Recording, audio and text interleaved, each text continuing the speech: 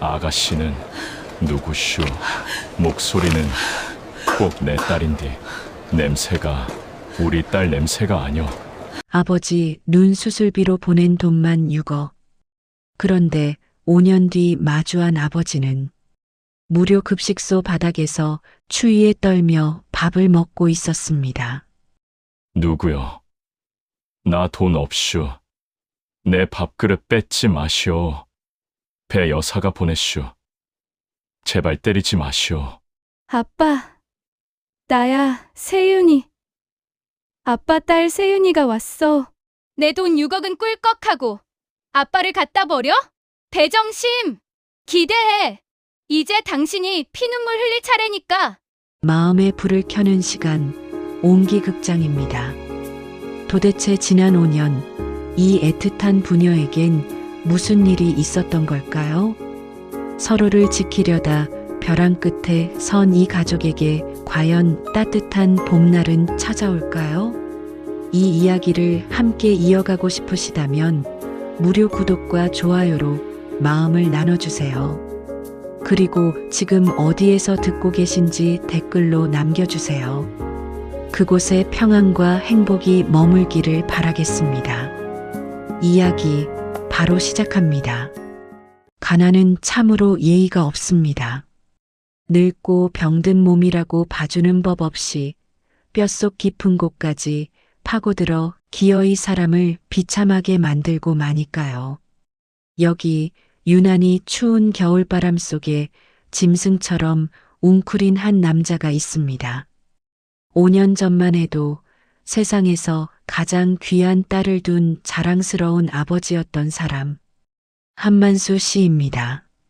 서울 변두리 공터에 세워진 허름한 무료 급식소 천막 아래 수십 명의 노인이 퀭한 눈으로 줄을 서 있습니다. 그 행렬의 끝자락 유독 왜소한 등이 보이네요. 때가 꼬질꼬질하게 낀 검은색 롱패딩은 곳곳이 찢어져 오리털이 비어져 나와 있고 발에는 짝짝이 신발이 신겨져 있습니다. 왼쪽은 낡은 슬리퍼, 오른쪽은 뒤축이 다 뭉개진 운동화네요. 앞이 보이지 않는 만수 씨가 지팡이로 땅을 더듬으며 배식대 앞으로 다가갑니다.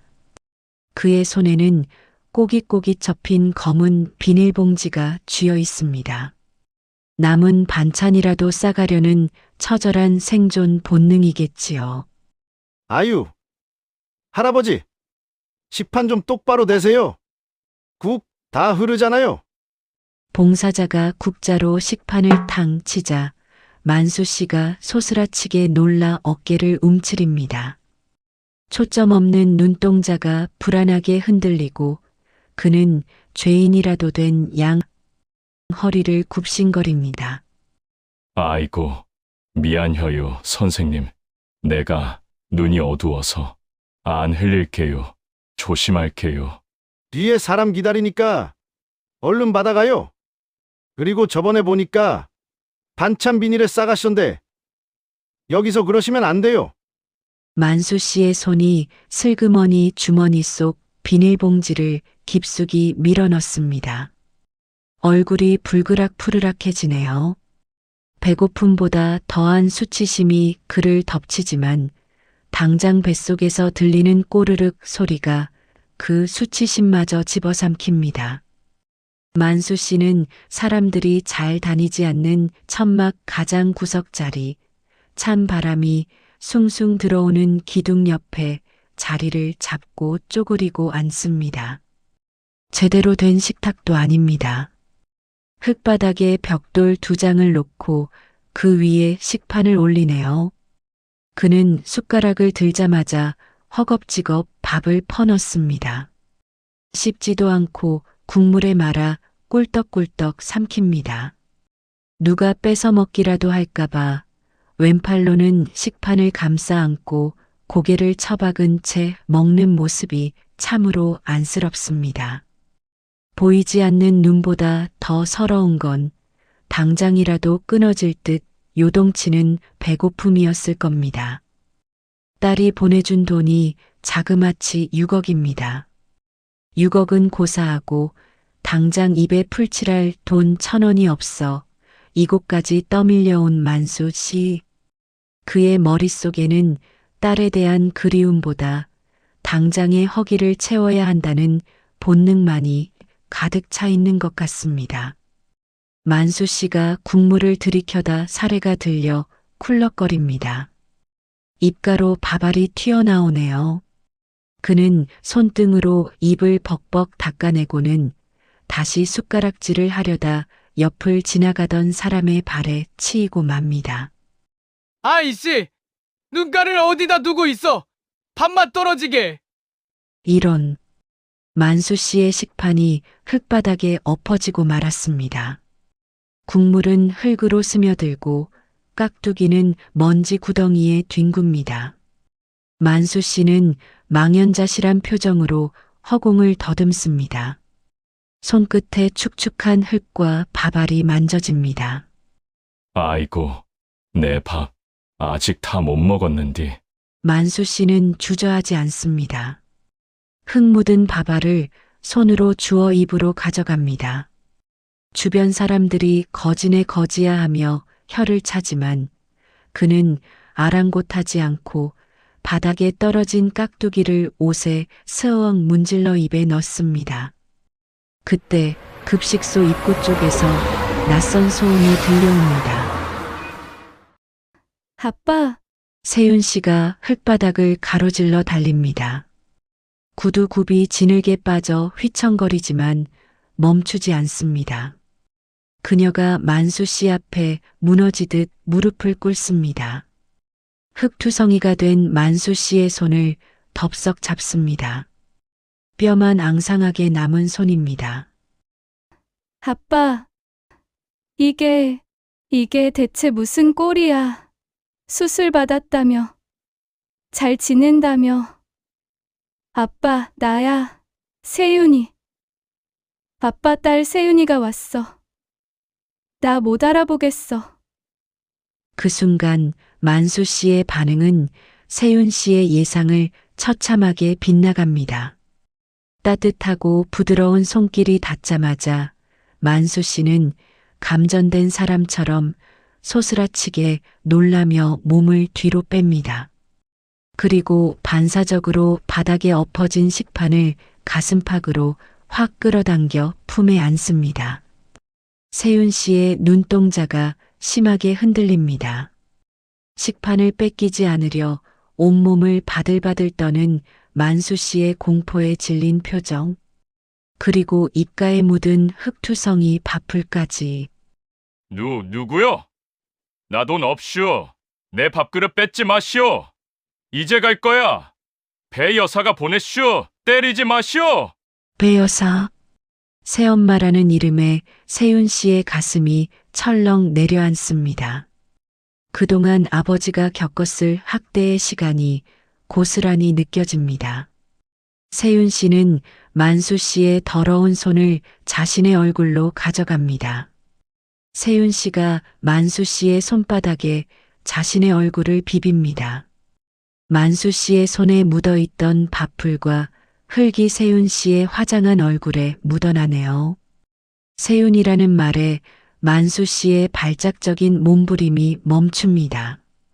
초점 없는 눈동자가 허공을 헤매다 떨리는 손끝으로 세윤 씨의 젖은 뺨을 더듬습니다. 코끝에 스치는 낯선 고급 향수 냄새, 손끝에 닿는 비단 같은 피부결. 만수 씨는 고개를 갸웃거립니다. 세윤이. 우리 세윤이는 미국 갔는디. 돈 벌러 갔는디. 만수 씨의 거친 손마디가 세윤 씨의 손목을 훑어내립니다. 그러다 손목 안쪽에 있는 작은 화상 흉터에 멈춥니다. 어릴 적 만수 씨가 끓여준 라면을 먹다 데인 상처죠. 만수 씨의 손이 파르르 떨립니다.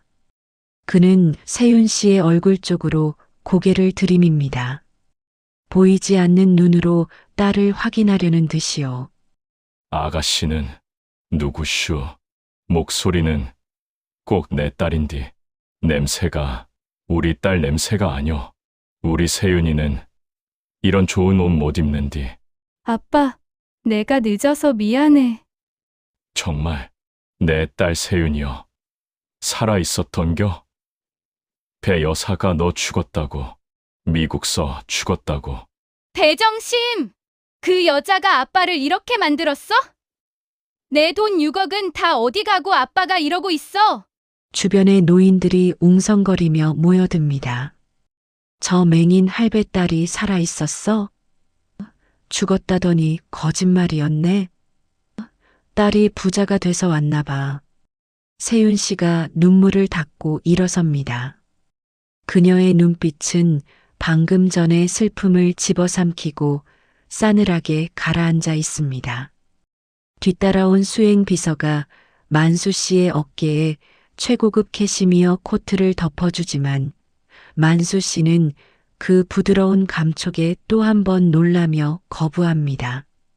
아이고, 이거 비싼 거 아뇨? 내 옷 더러워서 묻는디. 치워요. 치워. 아빠, 이제 이런 거 마음껏 입어도 돼.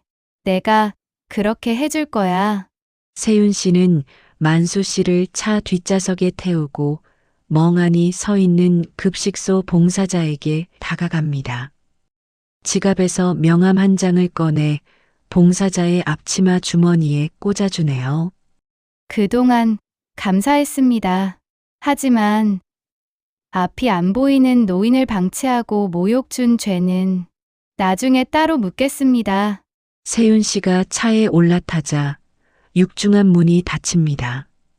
검은 세단이 흙먼지를 일으키며 급식소를 빠져나갑니다. 멀어지는 차창 밖으로 지난 5년의 시간이 주마등처럼 스쳐 지나갑니다. 아버지의 눈을 뜨게 하기 위해 그녀는 제20대를 팔았습니다.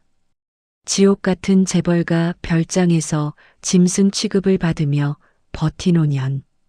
하지만 그녀가 마주한 건 수술받은 아버지가 아니라 돈에 미쳐 아버지를 짐승처럼 내다버린 새어머니의 추악한 민낯이었습니다.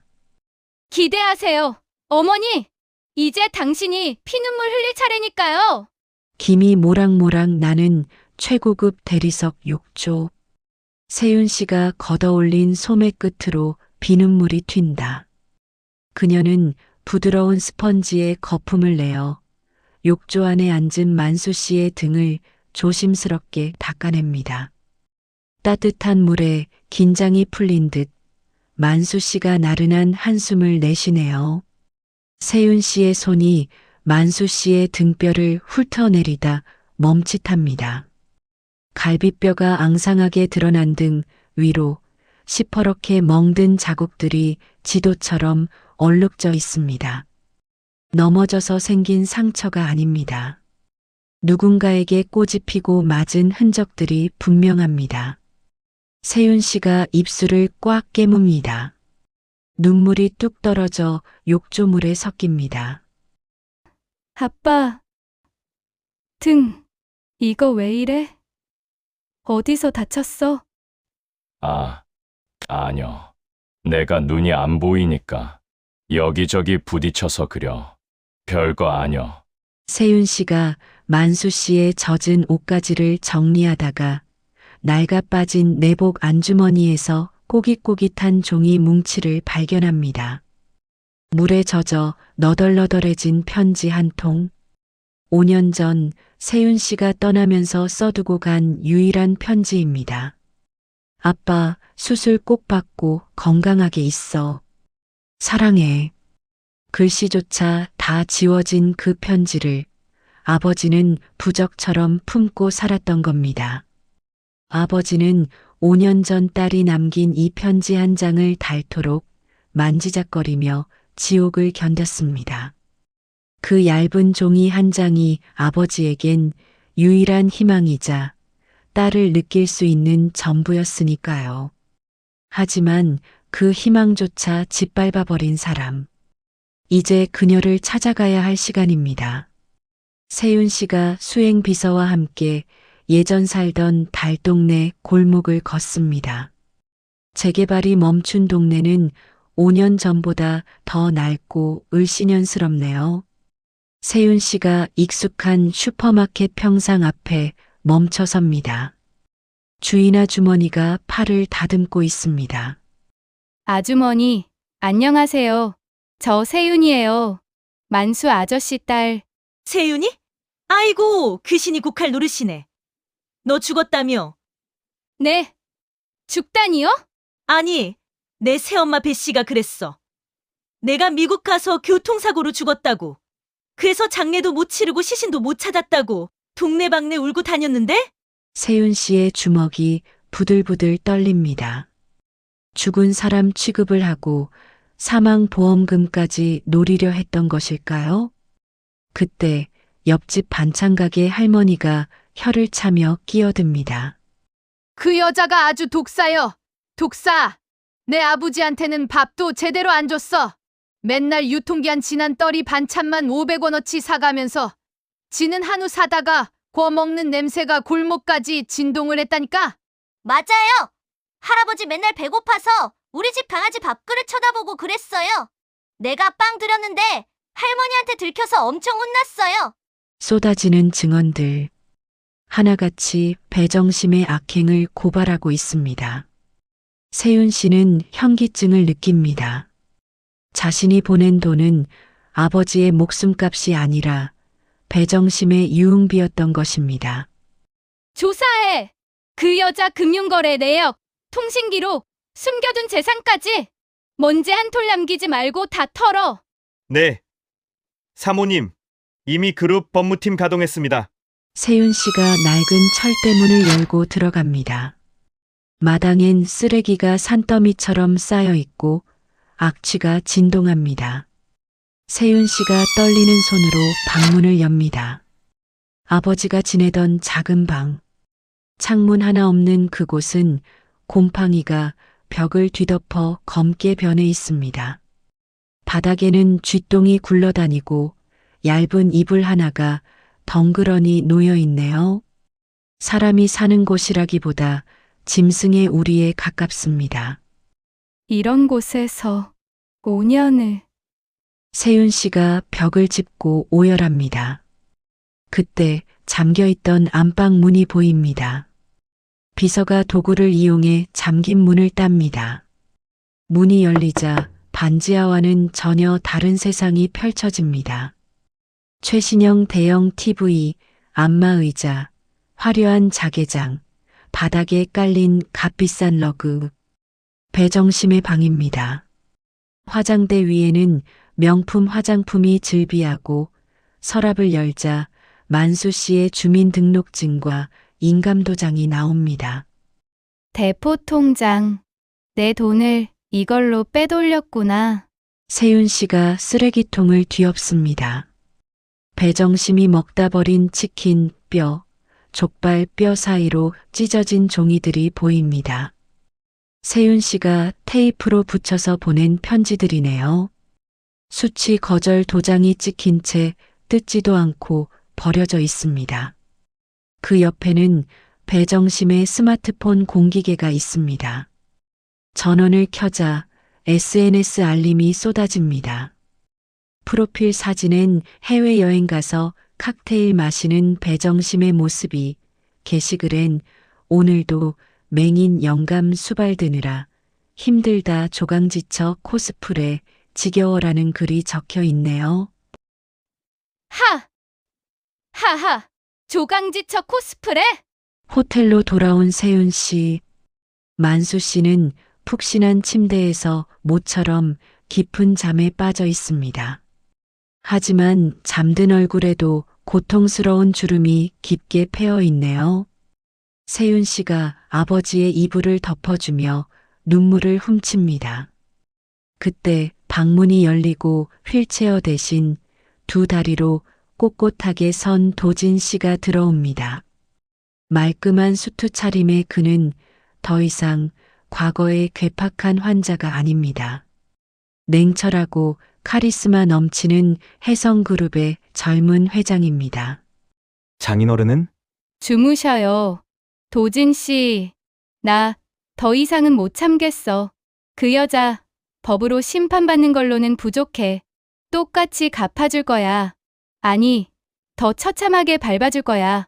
도진 씨가 잠든 만수 씨에게 다가가 큰 절을 올립니다. 그리고 세윤 씨를 향해 돌아섭니다. 그의 눈빛이 서늘하게 빛납니다. 준비는 끝났어. 국내 최고 로펌 변호인단 대기시켰고 경찰청장에게도 협조 요청해뒀어. 당신은 그냥 있어. 사냥개는 내가 풀 테니까.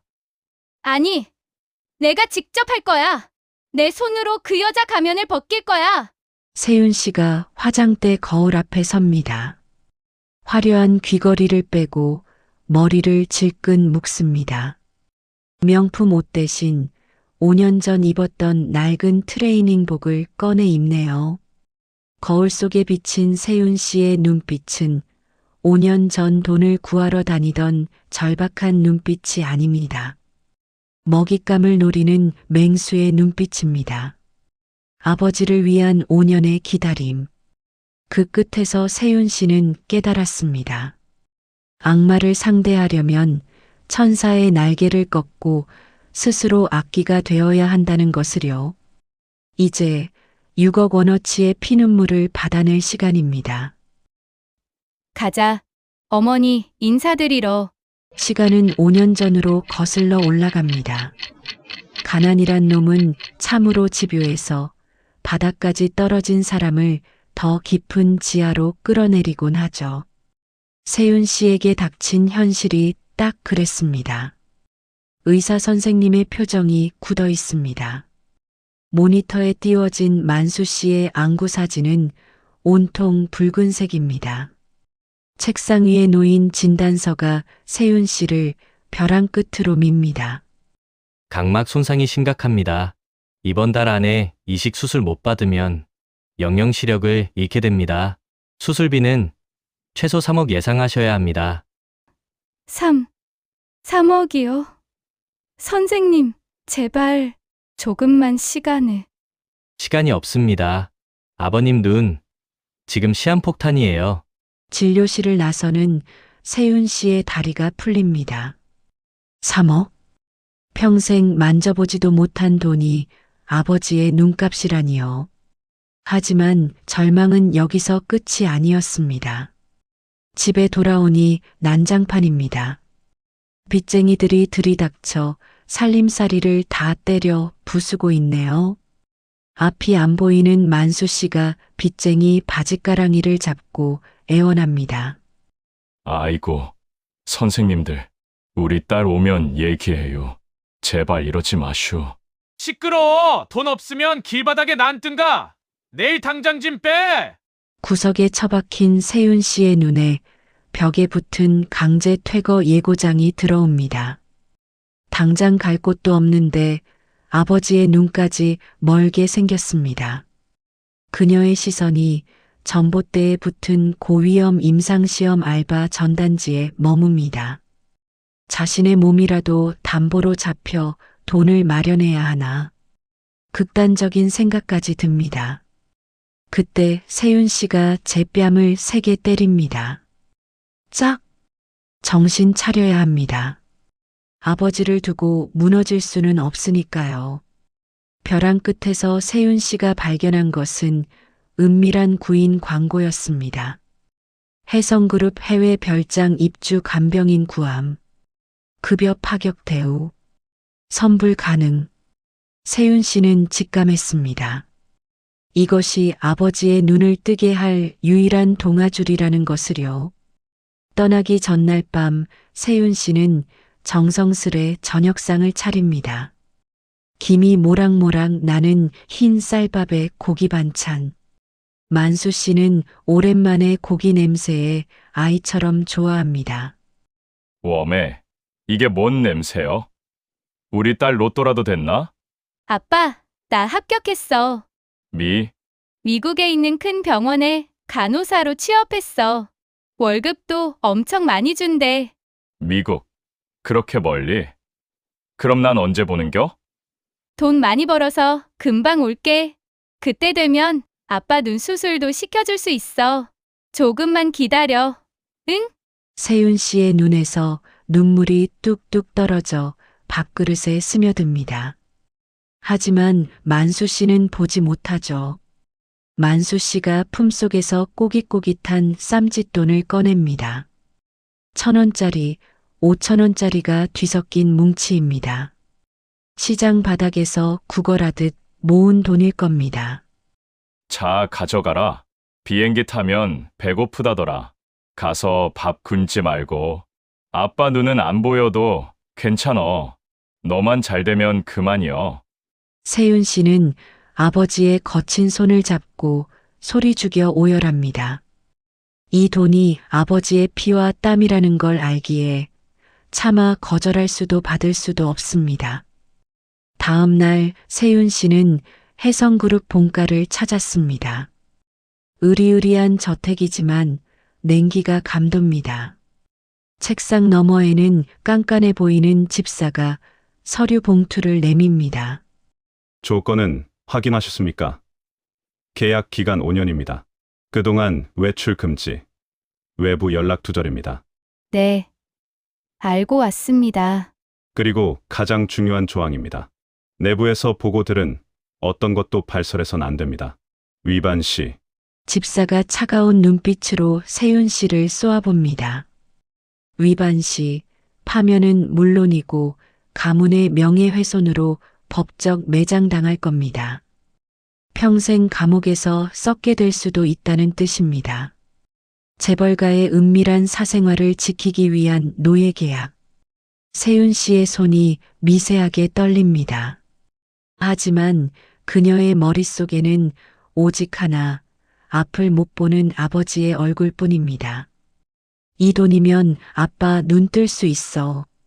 세윤 씨는 입술을 꽉 깨물고 계약서에 서명합니다. 펜 끝이 종이를 찢을 듯 꾹꾹 눌렀습니다. 할게요. 5년 죽은 듯이 버티겠습니다. 대신 성금 3억 바로 입금해 주세요. 세윤 씨가 도착한 곳은 외딴 곳에 있는 별장이었습니다. 그녀가 돌봐야 할 환자 강도진이 있는 곳이죠.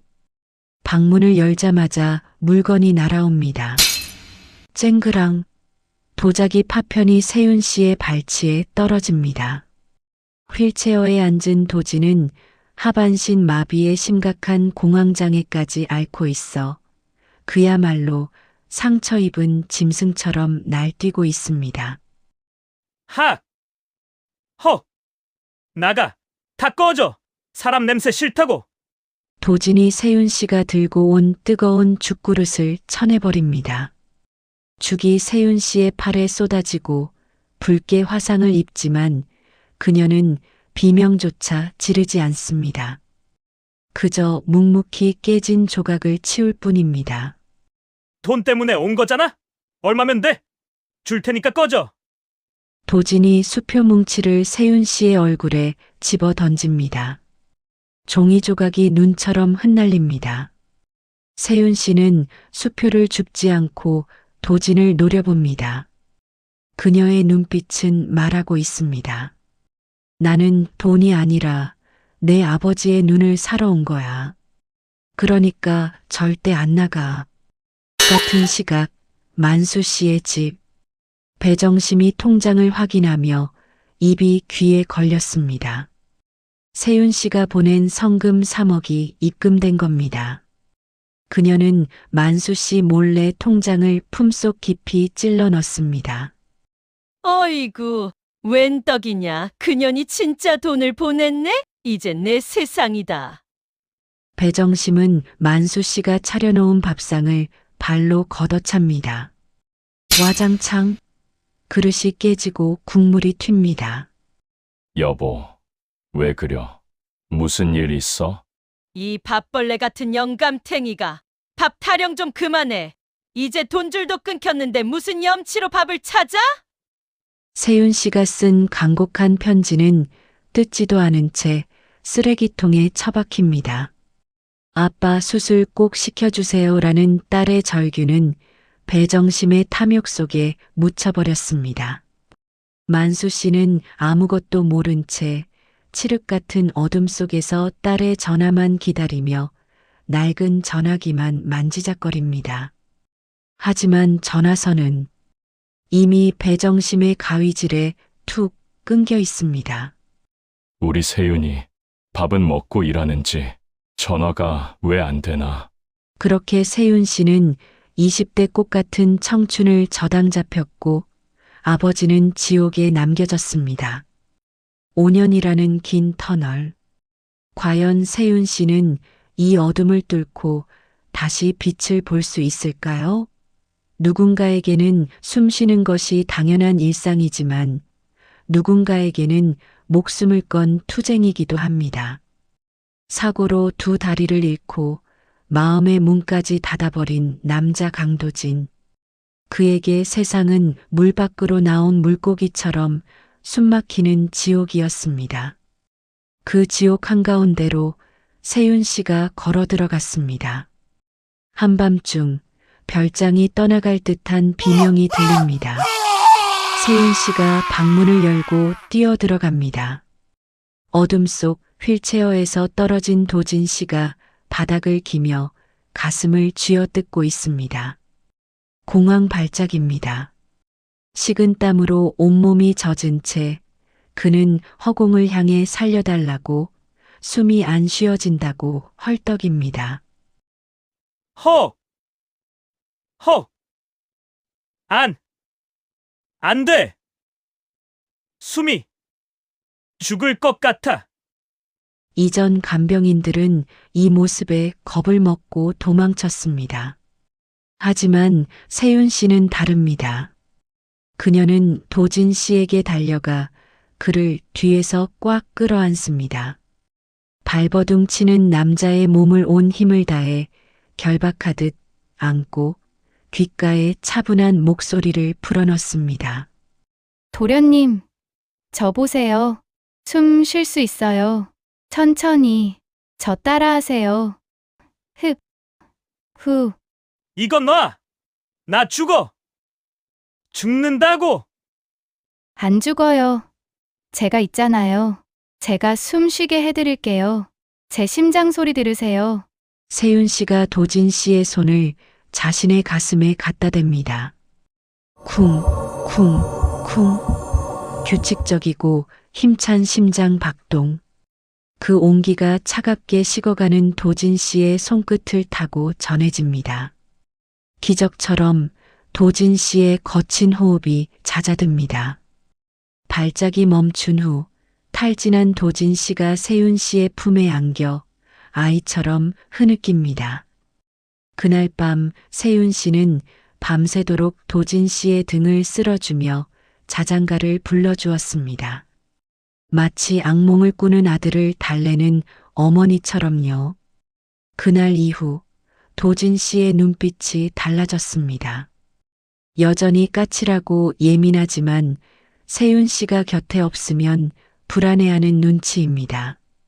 세윤 씨는 휠체어를 밀고 정원으로 나갑니다.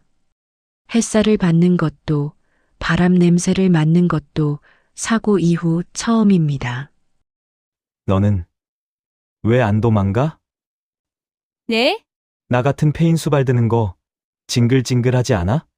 돈 때문이야? 네. 돈 때문이에요. 솔직하네. 얼마가 필요한데? 더 줄까? 저희 아빠 돈이요. 그 돈이면 우리 아빠 세상 다시 볼 수 있거든요. 저한테는 도련님이 돈줄이 아니라 제 아버지의 빚이에요. 그러니까 죽지 마세요. 제발 살아주세요. 도진 씨의 자주 섞인 물음에 세윤 씨는 잠시 멈칫합니다. 거짓말을 할 수도 있었습니다. 당신이 불쌍해서라고, 의무감 때문이라고. 하지만 세윤 씨는 전공법을 택합니다. 진심만이 이 얼음 같은 남자를 녹일 수 있다고 믿었으니까요. 세윤 씨의 눈에 고인 눈물을 본 순간 도진 씨는 말문이 막힙니다. 돈을 뜯어내려는 탐욕이 아니라 사랑하는 사람을 살리려는 처절한 절박함. 그것은 도진 씨가 그토록 갈구했던 살아야 할 이유와 닮아 있었습니다. 그날부터였습니다. 도진 씨가 밥을 먹기 시작한 것은 평화도 잠시, 시련은 예고 없이 찾아왔습니다. 노후된 전선 합선으로 별장에 큰 불이 났습니다. 매캐한 연기가 복도를 가득 메우고 불길이 방문 앞까지 치솟았습니다. 고용인들은 자기 살 길을 찾아 도망치기 바빴습니다. 하지만 단 한 사람, 세윤 씨만이 불길을 뚫고 2층으로 뛰어 올라갔습니다. 도진 씨! 강도진! 어디 있어요? 방구석 휠체어에서 넘어진 도진 씨가 연기를 마시고 쓰러져 있었습니다. 움직이지 않는 다리가 원망스러워 바닥을 긁고 있던 그를 세윤 씨가 발견합니다. 천장이 무너져 내리는 절체절명의 순간, 세윤 씨는 물에 적신 이불을 들고 달려들어 도진 씨를 감쌉니다. 콜록! 너 미쳤어? 나가! 나 버리고 나가라고! 안 돼요! 같이 나가요! 아빠 두고 나 못 죽어! 떨어지는 불덩이를 세윤 씨가 온몸으로 막아냅니다. 지지직, 살 타는 냄새가 나고 세윤 씨가 비명조차 지르지 못하고 신음합니다. 하지만 그녀는 도진 씨를 감싼 팔을 풀지 않습니다. 자신의 등은 불에 타들어가도 품에 안긴 남자는 끝까지 지켜냅니다. 구조대원들이 들이닥칠 때까지 세윤 씨는 도진 씨의 인간 방패가 되어 주었습니다. 화재 사건 이후 도진 씨는 완전히 다른 사람이 되었습니다. 자신을 위해 목숨을 건 여자를 위해 그도 목숨을 걸고 재활을 시작했습니다. 일어서야 한다. 일어서서 저 여자를 지켜야 한다. 그 일념 하나로 뼈를 깎는 고통을 견뎌냈습니다. 세윤 씨는 화상 입은 등으로 휠체어를 밀고 넘어지는 그를 일으켜 세웠습니다. 그리고 1년 뒤 기적이 일어났습니다. 평행봉 끝에서 도진 씨가 떨리는 다리로 한 발짝, 두 발짝 세윤 씨를 향해 걸어옵니다. 비틀거리는 그를 세윤 씨가 달려가 와락 껴안습니다. 봤지? 나섰어. 이제 당신 지킬 수 있어. 5년의 계약 기간이 끝났습니다. 하지만 두 사람은 남남으로 헤어지지 않았습니다. 도진 씨의 손에는 반지가, 세윤 씨의 손에는 귀국행 비행기 티켓이 들려 있습니다. 말끔한 수트 차림의 도진 씨가 세윤 씨의 손을 꼭 잡습니다. 한국 가면 제일 먼저 장인어른부터 뵙자. 내가 약속했잖아. 당신 아버지 눈 내 모든 걸 걸고 뜨게 해드린다고. 고마워요. 정말 고마워요. 아니, 내가 고맙지. 죽어있던 나를 숨쉬게 해줬으니까. 이제 가자. 우리 집으로. 지옥 같았던 5년은 두 사람을 단단한 운명으로 묶어주었습니다. 이제 금이환영하여 아버지께 효도할 일만 남았다고 믿었습니다. 비행기가 이륙하고 창밖으로 구름이 흘러갑니다. 하지만 세윤 씨는 꿈에도 몰랐습니다. 한국에서 기다리고 있는 것이 따뜻한 아버지의 품이 아니라 더 차갑고 잔혹한 현실이라는 것을요. 복수라는 것은 참으로 아이러니합니다. 가장 높은 곳에 오른 세윤 씨가 가장 낮은 곳에 있는 악마를 잡기 위해 다시 5년 전에 허름한 껍데기를 뒤집어 써야 하니까요. 화려한 드레스룸 한가운데 낡아 빠진 트레이닝복과 보풀이 인 티셔츠가 놓여 있습니다.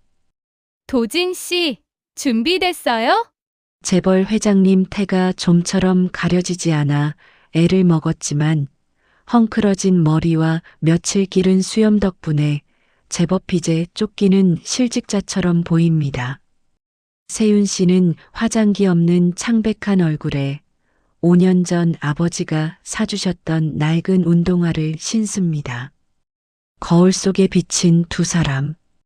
겉모습은 초라한 폐잔병 같지만 그 눈빛만큼은 사냥을 앞둔 맹수처럼 시퍼렇게 살아있습니다. 가요. 그 여자 안심하고 있을 때 허를 찔러야죠. 배정심의 집 대문 앞. 대낮부터 술판이 벌어졌는지 시끄러운 웃음소리가 담장을 넘어옵니다.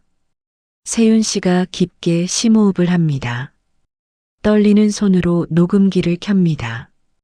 빨간 불빛이 반짝하고 들어옵니다. 이제부터는 연기입니다.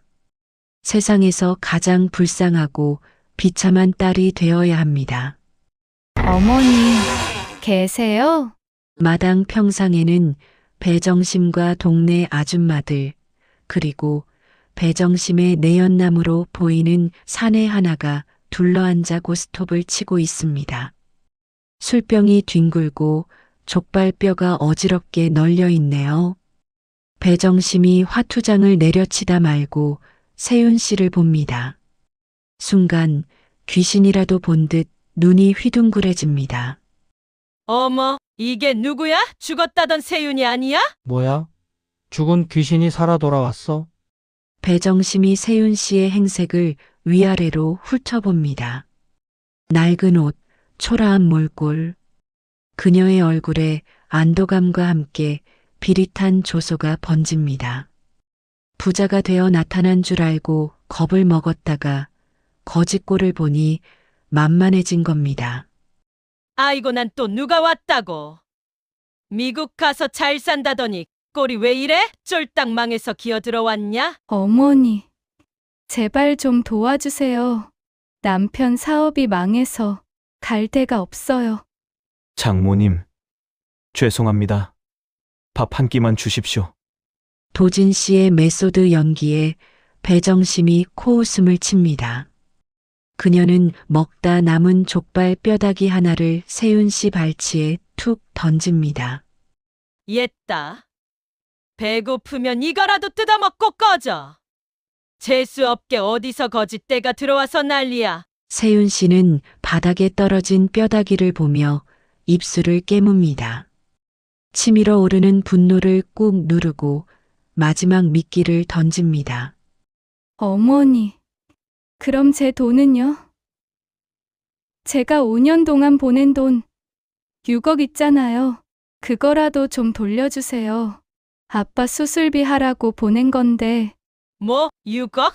배정심이 기가 막히다는 듯 펄쩍 뜁니다. 주변 친구들이 수군거립니다. 6억이나 보냈어? 정심이 너 돈 없다며? 배정심은 당황한 기색을 감추려 목소리를 더 높입니다. 야, 이 미친년아. 내가 언제 돈을 보내? 증거 있어? 통장 내역 있어? 여기요! 송금 내역서 다 뽑아왔어요. 수술비로 보낸 성금 3억에 매달 500만 원씩 보낸 생활비까지 합쳐서 6억이요. 배정심이 세윤 씨의 손에서 종이를 낚아채 갈기갈기 찢어버립니다.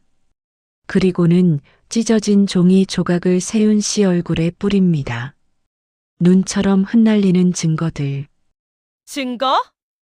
이게 증거야? 종이 쪼가리가 무슨 소용이야? 법대로 해봐, 법대로! 장모님, 너무하십니다.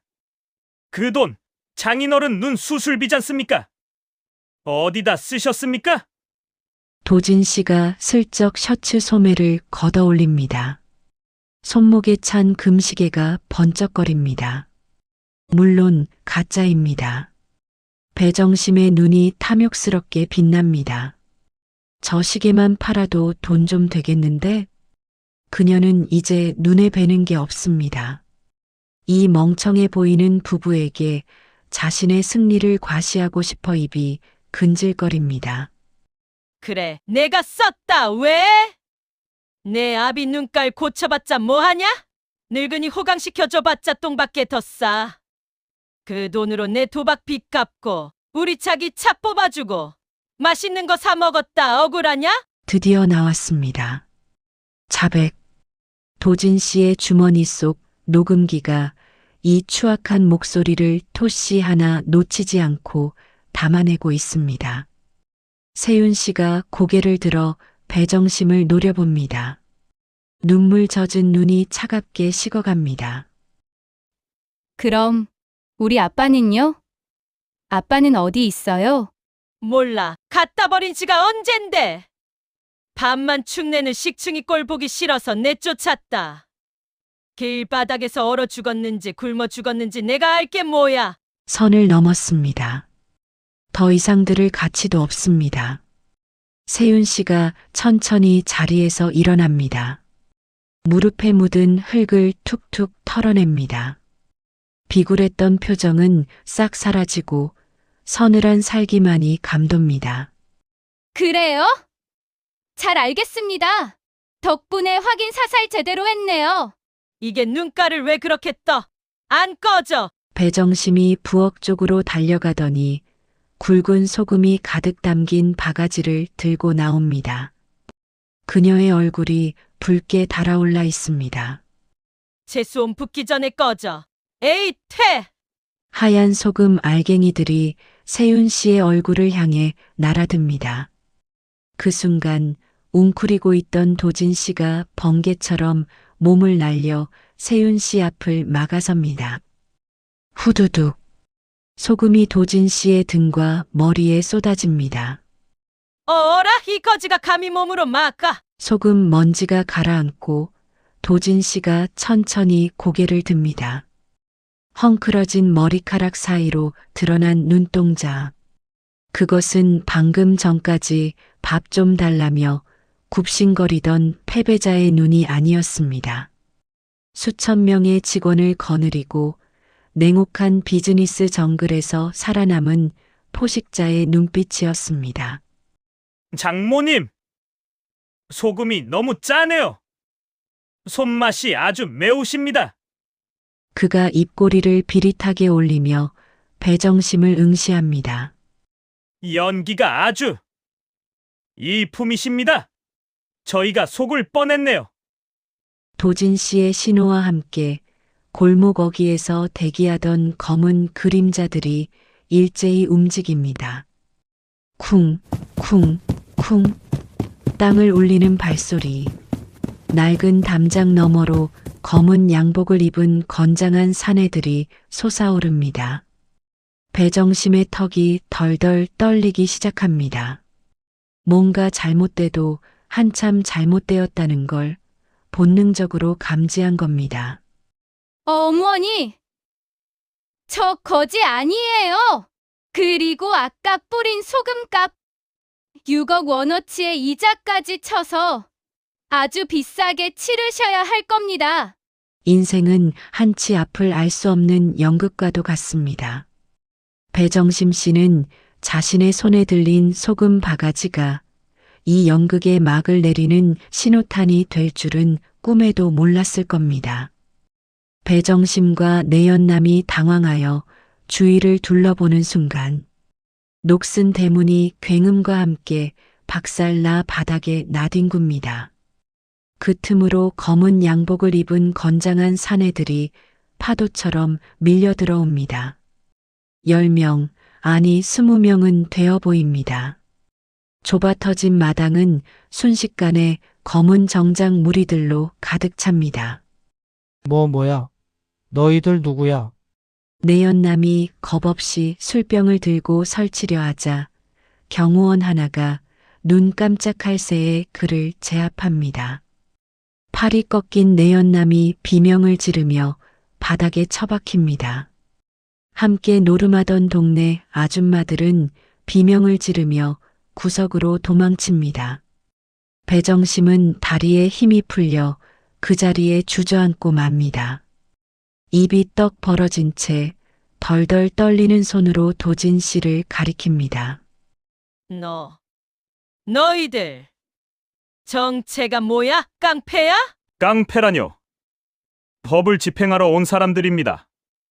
경호원들이 능숙한 솜씨로 바닥에 흩어진 찢어진 송금 내역서, 조각들을 증거물로 수거합니다. 그리고 도박판을 벌였던 화투장과 돈다발을 증거용 봉투에 쓸어 담습니다. 배정심에 소박했던 도박장은 순식간에 범죄 현장으로 변해버렸습니다. 혼란스러운 와중에도 세윤 씨는 미동도 하지 않고 서 있습니다. 그녀가 천천히, 아주 천천히 쓰고 있던 낡은 벙거지 모자를 벗습니다. 질끈 묶었던 머리끈을 풀자 긴 머리카락이 찰랑이며 어깨 위로 쏟아집니다. 그녀가 손으로 머리를 쓸어 넘기며 고개를 듭니다.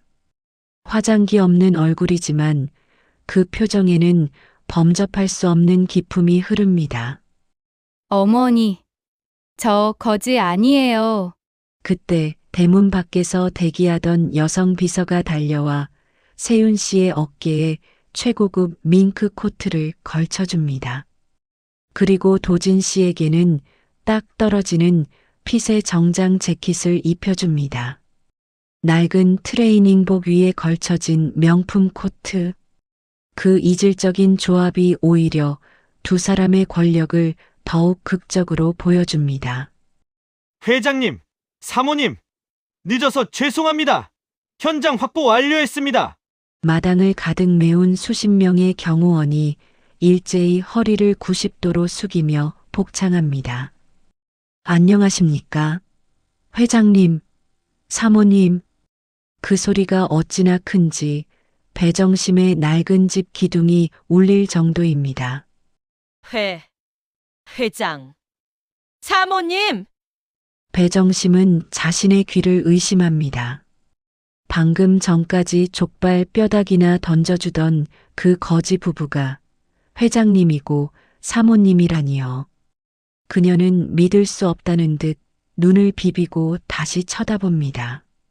하지만 눈앞에 서 있는 건 3억 원 따위는 껌값으로 여길 법한 붓이 나는 부부입니다. 해성그룹 회장 강도진입니다.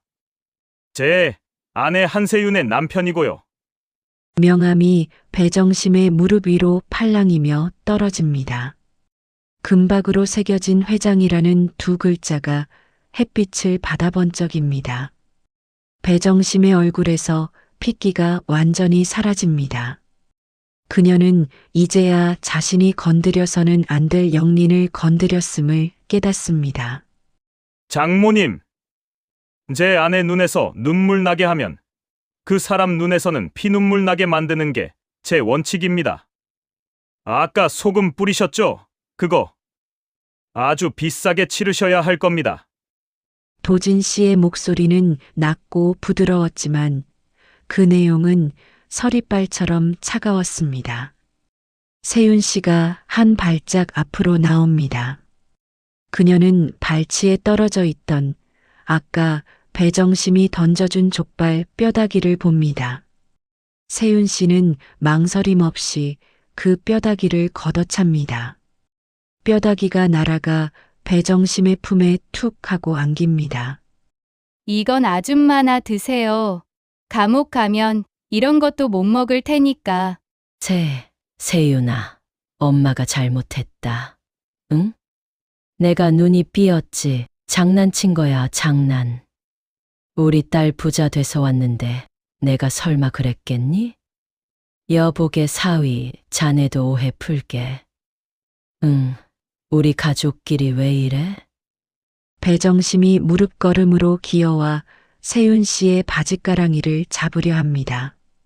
하지만 세윤 씨는 차갑게 뒷걸음질 치며 그녀의 손을 피합니다. 그녀의 눈에는 더 이상 5년 전 아버지의 수술비를 부탁하며 울던 나약한 딸의 모습은 없습니다. 가족? 누가 가족이에요? 우리 아빠 눈먼 돈 6억 꿀꺽하고 짐승처럼 내다 버린 당신이 가족? 아니 그게. 기대하세요. 어머니가 아까 그랬죠? 법대로 하라고.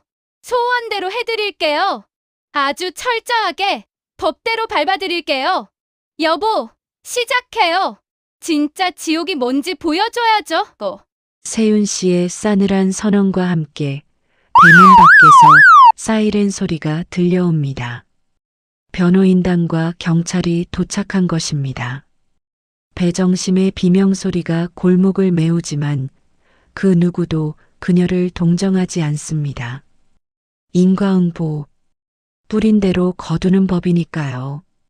세윤 씨의 선전포고가 끝나자마자 골목 어귀에서 검은 세단 세 대가 연달아 들어옵니다. 차 문이 열리고 말끔한 정장을 입은 변호인단이 서류 가방을 들고 내립니다. 대한민국 최고 로펌의 에이스들입니다. 그들이 배정심 씨 앞에 늘어놓는 것은 돈다발이 아니라 그녀가 지은 죄의 목록들입니다. 배정심 씨 되십니까? 해성그룹 법무팀장입니다. 귀하를 특정경제범죄 가중처벌 등에 관한 법률 위반, 횡령, 사기, 특수폭행, 노인복지법 위반 등 총 12가지 혐의로 고소합니다. 무슨 소리야? 내가 횡령이라니. 남편 돈 내가 좀 쓴 게 무슨 죄가 된다고. 한만수 씨의 장애 수당 및 기초생활수급비를 5년간 불법 착복하셨더군요. 또한 한세윤 씨가 송금한 6억 원을 도박 자금으로 탕진하고 피해자를 유기 및 착대했습니다. 이 모든 내역, 금융조회로 이미 확보했습니다. 도진 씨가 주머니에서 녹음기를 꺼내 재생 버튼을 누릅니다. 마당 가득 배정심 씨의 천박한 목소리가 쩌렁쩌렁 울려 퍼집니다. 내 아비 눈깔 고쳐봤자 뭐하냐? 내가 꿀꺽했다 어쩔래? 갖다 버린 지가 언젠데? 빼도 박도 못할 증거. 배정심 씨의 얼굴이 흑빛으로 변합니다. 옆에 있던 내연남이 슬금슬금 뒷걸음질 치며 도망가려 하지만 경호원들이 거대한 벽처럼 가로막습니다. 변호사의 고지가 끝나자 법원 집행관들이 빨간 딱지를 들고 집 안으로 들이닥칩니다. 배정심 씨가 5년 동안 만수 씨의 고열을 짜내 산 명품 가방, 최신형 TV, 안마의자, 그녀의 탐욕이 서린 모든 물건에 가차없이 압류 딱지가 붙습니다. 이거 묻혀. 저기도 밍크코트 압류해. 안 돼, 이거 내 거야. 내 돈 주고 산 거라고. 손대지 마. 배정심 씨가 안마의자를 끌어안고 발악합니다. 하지만 그녀가 그토록 아끼던 물건들은 이제 빚잔치의 재물이 될 뿐입니다. 그때 그녀의 눈이 장롱 밑을 향합니다. 그녀는 경호원들의 다리 사이를 기어서 장롱 밑 깊숙한 곳에 숨겨둔 검은 봉지를 꺼냅니다. 도박판에서 따서 숨겨둔 현금 뭉치입니다. 이거라도 건져야 해. 배정심이 돈봉투를 품에 안고 뒷문으로 도망치려다 제 발에 걸려 넘어집니다. 봉투가 터지면서 5만 원권 지폐들이 마당 흙바닥에 어지럽게 흩날립니다. 바람에 날리는 돈을 잡으려 허우적거리는 그녀의 꼴이 참으로 가관입니다. 그 돈도 압류 대상입니다. 10원 한 장 못 가져가요. 세윤 씨는 바닥에 떨어진 만수 씨의 도장과 통장을 줍습니다. 흙을 털어내고 소중하게 주머니에 넣습니다. 이제야 주인을 찾은 아버지의 전 재산입니다. 아빠 수술비랑 생활비 합쳐서 6억. 이자까지 쳐서 갚으세요. 아, 감옥에서 평생 노역해도 그 돈은 못 갚겠네요. 그럼 몸으로 때우셔야지. 소란스러운 소리에 동네 사람들이 구름대처럼 몰려들었습니다. 평소 배정심 씨에게 돈을 떼이거나 무시당했던 시장 상인들, 이웃 주민들입니다. 그들은 배정심 씨가 수갑을 차고 끌려 나오는 모습을 보며 손가락질합니다. 아이고, 천벌 받았다. 눈먼 영감 밥 굶기고 지는 소고기 처먹더니 꼴 좋다. 저 여자 내 돈 50만 원 떼먹고 도망갔잖아. 내 돈 내놔. 이 도둑년아. 이웃들이 던진 물병과 쓰레기가 배정심 씨에게 날아듭니다. 그녀는 고개를 들지 못하고 쥐구멍을 찾습니다. 그때 함께 잡혀가던 내연남이 배정심 씨의 뒤통수를 후려칩니다. 야, 이 여편네야. 내가 꼬셔서 한 거잖아. 내 인생 책임져. 나까지 전과자 만들 거야? 뭐야? 사랑한다며. 같이 쓰자고 한 놈이 누군데? 사랑이라 믿었던 내연남마저 그녀를 배신하고 서로 물어뜯습니다. 돈으로 맺어진 관계의 말로는 이토록 추악합니다. 궁지에 몰린 배정심 씨가 최후의 발악으로 세윤 씨의 바짓가랑이를 잡습니다. 세윤아, 엄마가 잘못했다. 응. 한 번만 봐주라. 내가 너 키워줬잖아. 그래도 명색이 엄마인데 감옥은 너무하잖아. 세윤 씨의 눈동자가 잠시 흔들립니다. 하지만 이내 그녀는 5년 전 아버지의 밥상을 걷어차던 배정심의 악마 같은 얼굴을 떠올립니다. 세윤 씨는 매몰차게 다리를 뿌리칩니다. 배정심이 바닥에 나뒹굽니다. 엄마? 당신이 언제 엄마였어? 우리 아빠한테는 당신이 악마였고 지옥이었어. 감옥 가서 평생 반성해. 거기가 당신한테는 호텔일 테니까. 경찰차가 떠나고 압류 딱지가 덕지덕지 붙은 집에는 정막만이 남았습니다. 세윤 씨는 마당 한가운데에 배정심이 쓰던 화투장과 냄새나는 이불, 그리고 아버지를 괴롭히던 도구들을 모아놓습니다. 도진 씨가 라이터를 켜줍니다. 시뻘건 불길이 배정심의 흔적들을 집어삼킵니다. 매캐한 연기와 함께 지난 5년의 고통과 서름도 하늘로 날아갑니다. 세윤 씨는 타오르는 불꽃을 보며 마지막 인사를 건넵니다. 안녕히 가세요. 배정심 씨, 다신 내 꿈에 나타나지 마. 불길이 사그라들자 도진 씨가 세윤 씨의 어깨를 감싸 안습니다. 긴장이 풀린 세윤 씨가 도진 씨의 품에 기대어 참았던 눈물을 흘립니다. 슬픔의 눈물이 아닙니다. 지독한 도끼를 씻어내는 정화의 눈물입니다. 고생했어. 이제 진짜 다 끝났어. 집에 가자. 장인어른 기다리셔. 응. 가요. 우리 아빠한테. 두 사람은 뒤도 돌아보지 않고 대문을 나섭니다. 등 뒤로 붉은 노을이 지고 텅 빈 집 마당에는 재만 남았습니다. 아기는 사라졌고 효녀는 자신의 자리를 되찾았습니다. 이제 남은 건 어둠 속에 갇힌 아버지에게 빛을 찾아드리는 일뿐입니다.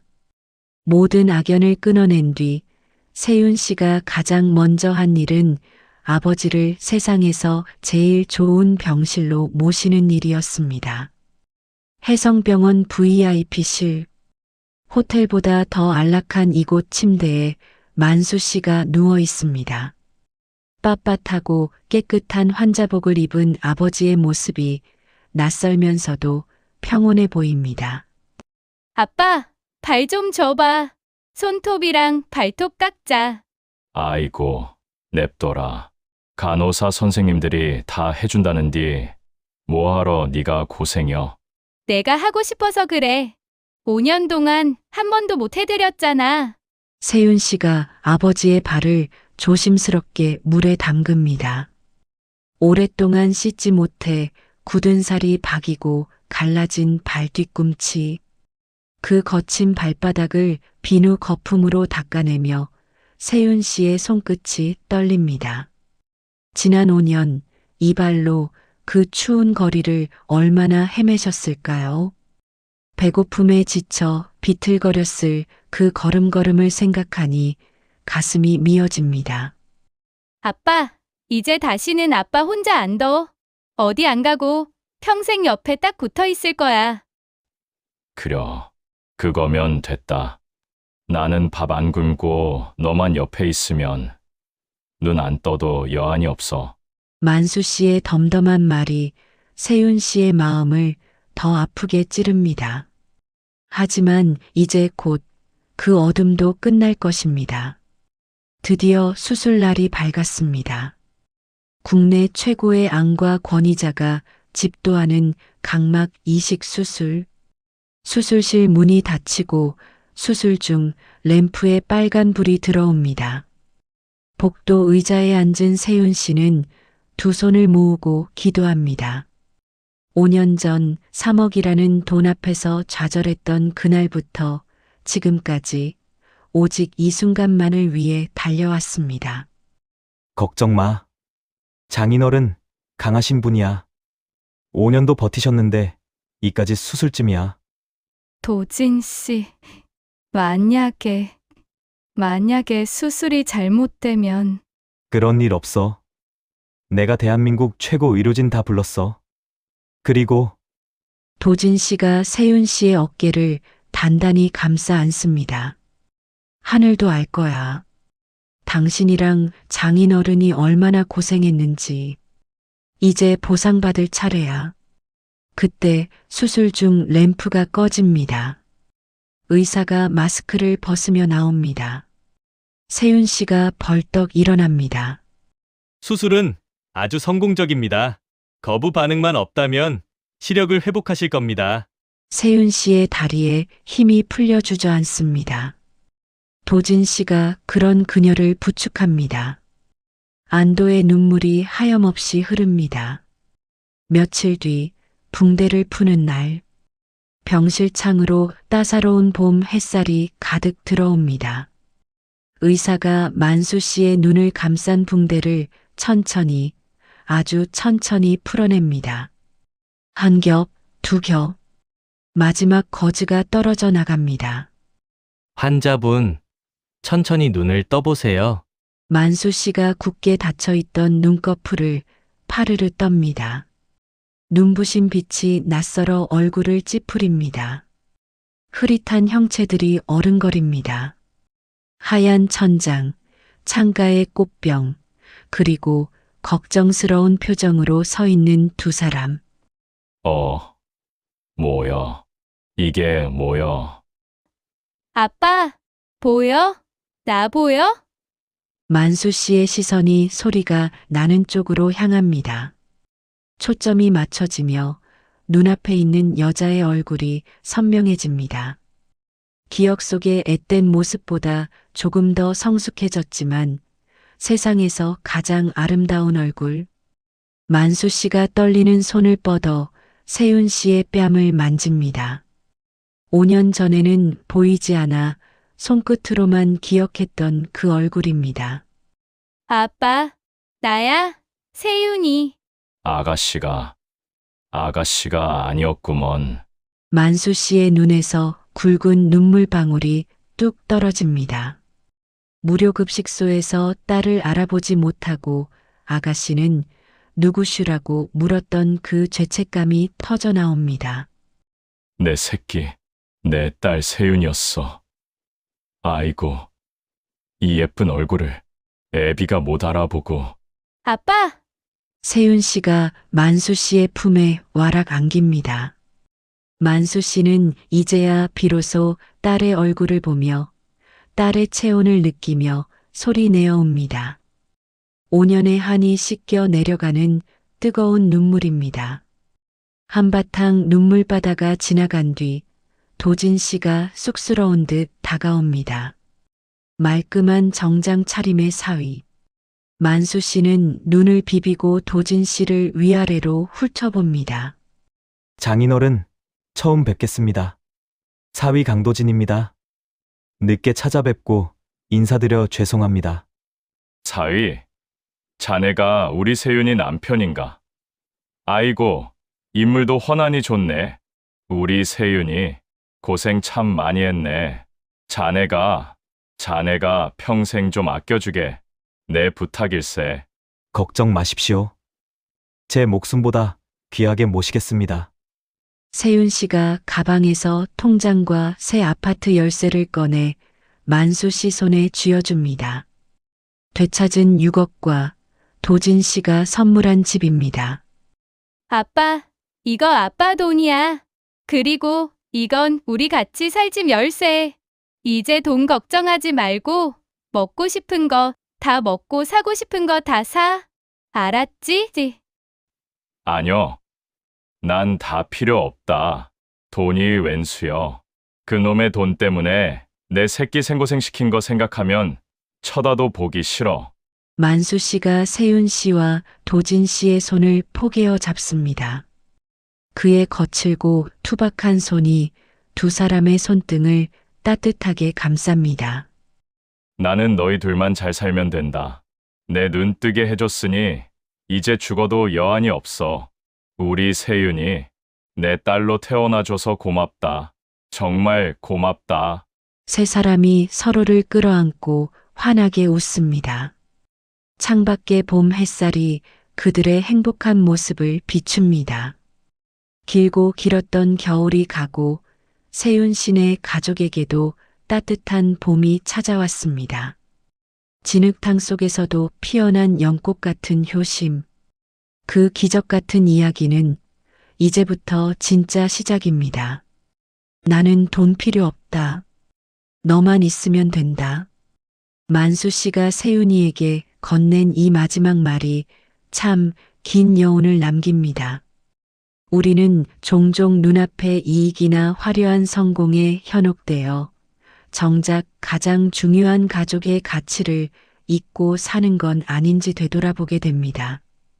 무료 급식소의 차가운 바닥에서도 오직 자식 걱정뿐이었던 그 투박한 손길처럼 화려하지 않아도 진심 어린 사랑과 효심은 결국 기적을 만들어낸다는 것을 오늘 이야기를 통해 다시 한번 느낍니다.